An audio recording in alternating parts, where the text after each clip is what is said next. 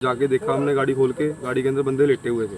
मतलब आगे बच्चा था, आगे एक दादी थी वो लेटी हुई थी, और एक क्या कहते हैं अंकल जो साइड पे बैठे थे वो जिंदा थे। तो मैंने उनको, वो कह रहे कि ना हम यहाँ पे वहाँ पापा के पास आ रखे थे, हमें होटल नहीं मिला, रात को हम गाड़ी में ही सो रहे हैं। फिर मैंने टॉर्च जला के फोन की देखा कि क्या हुआ है, देखा सबने एक दूसरे के ऊपर उल्टी करी हुई थी। तो मैंने कहा जी कोई और दिक्कत है, मैंने कहा आप गाड़ी से बाहर आ जाओ। मैंने बाहर निकाला, उनको चाबी उनसे मांगी, यहाँ बिठा लिया मैंने रैंप के ऊपर इनको।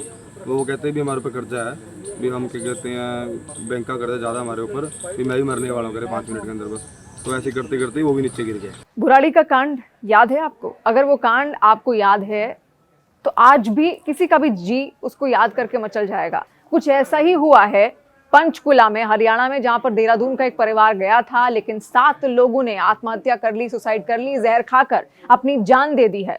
बुराड़ी कांड में भी कुछ ऐसा ही हुआ था। अंधविश्वास के चलते 11 लोगों ने आत्महत्या कर ली थी और पूरा का पूरा परिवार खत्म हो गया था। और वो जो वाकया है वो हर किसी के जहन में आज भी ताज़ा है। और ये जो घटना अब सामने आई है, ये हुई है हरियाणा के पंचकुला में, सेक्टर 27 में। और कुछ वैसा ही वाकया यहाँ पर भी निकलकर सामने आया, जहाँ पर एक ही परिवार के 7 लोग थे और इन्होंने जहर खाकर आत्महत्या कर ली। कारण मैं आपको बताऊंगी, लेकिन पहले आप समझिए कि आखिर हुआ क्या। ये परिवार दरअसल देहरादून से हरियाणा जा रहा था, हरियाणा के पंचकुला ये पहुंचे। पंचकुला में वहां पर बाबा धीरेन्द्र शास्त्री का एक प्रवचन था, वहां पर शामिल होने, शिरकत करने उस हनुमंत कथा में ये लोग गए।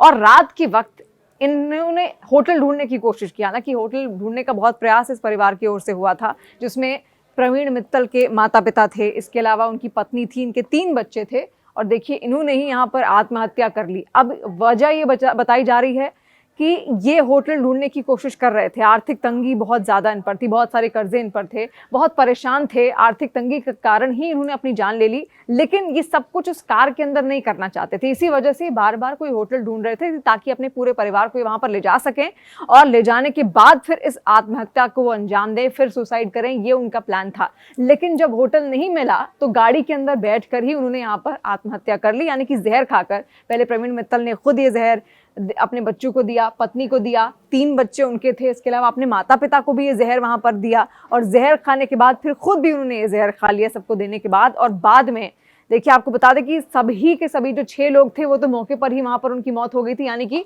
जो प्रवीण मित्तल के माता पिता थे वो तुरंत वहीं पर मर गए थे, उनके 3 बच्चे भी वहीं पर मृत पाए गए थे, पत्नी तुरंत मृत पाई गई थी। लेकिन प्रवीण मित्तल के अंदर कुछ जान वहां पर बची थी, क्योंकि कार की ड्राइविंग सीट पर वो बैठे थे। उन्होंने बाकियों को पहले जहर दिया, उसके बाद वो खुद खाते हैं। लेकिन कुछ जान जब उनके अंदर बची थी तो सामने से कोई शख्स वहां पर आ रहा था, उसको कुछ शक हुआ। वो गाड़ी के नजदीक और ज्यादा पहुंचता है, तब वो देखता है कि प्रवीण मित्तल अंदर बैठे हुए हैं। वो दरवाजा खोलता है, वो उनसे कुछ पूछने की कोशिश करता है, लेकिन प्रवीण मित्तल बोल नहीं पा रहे थे, उनका शरीर तड़प रहा था। तो तब जब उस शख्स ने उनसे पूछा कि आखिर क्या कारण था, ये जहर क्यों खाया गया, तब उनने यानी कि प्रवीण मित्तल ने तब ये खुलासा किया था कि इसका कारण सिर्फ और सिर्फ आर्थिक तंगी थी, और इसी वजह से हम सब ने परेशान होकर होटल ढूंढने की बहुत कोशिश की, लेकिन जब होटल नहीं मिला तो फिर गाड़ी के अंदर बैठकर ही हमने जहर खा लिया। ये कारण उनकी ओर से यहाँ पर दिया गया। देखिए, बुराड़ी कांड भी कुछ ऐसा ही था, लेकिन उसमें जो नजरिया था वो अंधविश्वास का था। अंधविश्वास के चलते इस पूरे परिवार के 11 लोगों ने अपनी जान वहां पर ले ली थी। घर के अंदर 11 शव पाए गए थे, और उसको लेकर बहुत सारी डॉक्यूमेंट्रीज, बहुत सारी कहानियां भी निकलकर सामने आई हैं। अंधविश्वास के चलते आखिर क्या कुछ उस परिवार ने नहीं किया था, और लास्ट में अपनी जान वो ले लेते हैं। लेकिन इस परिवार का जो कारण है वो है आर्थिक तंगी। अभी तक जो शुरुआती जानकारियां निकलकर सामने आ रही हैं वो यही है कि आर्थिक तंगी बहुत ज्यादा थी, कर्ज में पूरा परिवार डूबा हुआ था, और इस कारण इनको कोई भी रास्ता नहीं दिख रहा था। और कर्ज में डूबने के कारण इनके पास जो आखिरी रास्ता था वो था मौत का रास्ता, यानी कि काल को बुलाकर खुद को उसके आगे समर्पित कर देना। और यही इस परिवार ने यहाँ पर किया। पूरा का पूरा परिवार इस पूरे वाक्य में यहाँ पर खत्म हो गया है। प्रवीण मित्तल के माता पिता, उनके 3 बच्चे, उनकी पत्नी उस वक्त उनके साथ थे, और हरियाणा की पंचकुला में ही वो बाबा धीरेन्द्र शास्त्री की हनुमंत कथा सुनने वहां पर पहुंचे थे। रात वक्त के वक्त होटल ढूंढा गया उनकी ओर से, लेकिन जब होटल नहीं मिला तो उन्होंने ये सोचा कि अब गाड़ी के अंदर ही उनको जहर खा लेना चाहिए, और उसके बाद गाड़ी के अंदर बैठकर ही पूरा का पूरा परिवार यहाँ पर जहर खा लेता है। लेकिन आखिरी कुछ सांसें जो प्रवीण मित्तल के अंदर बची थी, तब जाकर एक शख्स जब उनके पास पहुंचता है, ये कहानी वो उस शख्स को बताते हैं, लेकिन अस्पताल ले जाते उनकी भी यहाँ पर मौत हो गई। तो देखिए किस तरीके से आर्थिक तंगी ने इस पूरे परिवार की जिंदगी यहाँ पर ली है।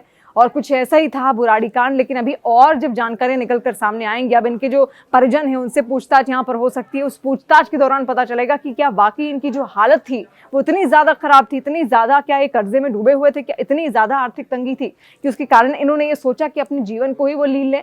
और ये जब इन्वेस्टिगेशन हो गया, अभी इन्वेस्टिगेशन का ही हिस्सा है, क्योंकि ये तो शुरुआती जानकारी जो इस वक्त आप यहाँ पर देख रहे हैं कैसे प्रवीण मित्तल और उनके पूरे परिवार ने यहाँ पर अपनी ही जान ले ली। लेकिन बाकी इन्वेस्टिगेशन में खुलासा होगा कि क्या यही असल कारण है या कोई और भी कारण इसमें सामने है।